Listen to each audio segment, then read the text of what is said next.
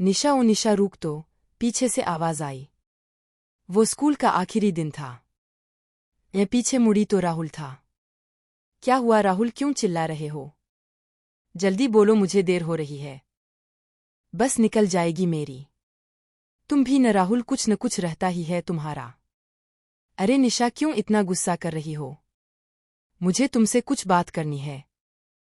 मुझे तुम्हारी कोई बात नहीं सुननी कि मम्मी मेरी राह देख रही होंगी। मैं घर जा रही हूं, बाद में बात करना। और निशा इतना कहकर बस में बैठ गई। राहुल वहीं खड़ा कुछ देर तक यही सोचता रहा, निशा ने मेरी बात क्यों नहीं सुनी। थोड़ी देर रुक जाती तो क्या बिगड़ जाता। पर चलो कोई बात नहीं, कल फोन पर बात कर लूंगा। और राहुल भी घर की ओर निकल गया। अचानक ध्यान आया कि राहुल कुछ कह रहा था।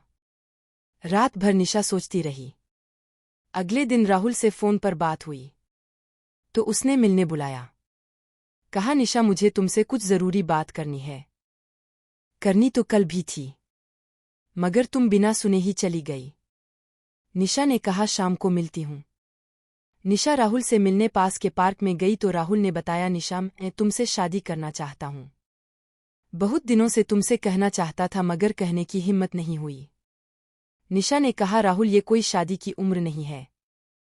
अभी हमें अपने भविष्य के बारे में सोचना चाहिए। ये कहकर निशा घर चली गई। कई साल बीत गए थे इस बात को। आगे की पढ़ाई पूरी करने के बाद निशा की शादी हो चुकी थी और वो एक कामयाब डॉक्टर बन चुकी थी। कुछ समय बाद अचानक निशा की मुलाकात राहुल से हुई। राहुल के हालात कुछ ठीक नहीं लग रहे थे। यूं तो राहुल एक बड़ी कंपनी में सीईओ के पद पर कार्यरत था, मगर आज भी वह निशा का इंतजार कर रहा था। निशा ने उसे बहुत समझाया कि उनके रास्ते पहले से ही अलग थे। अब वह अपनी जिंदगी में आगे बढ़ जाए। निशा को हमेशा यही अफसोस रहा कि उसकी वजह से राहुल ने कितना सहा है।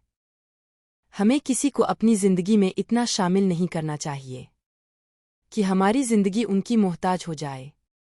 खुद के लिए भी सोचना चाहिए, क्योंकि जिंदगी हमारी है।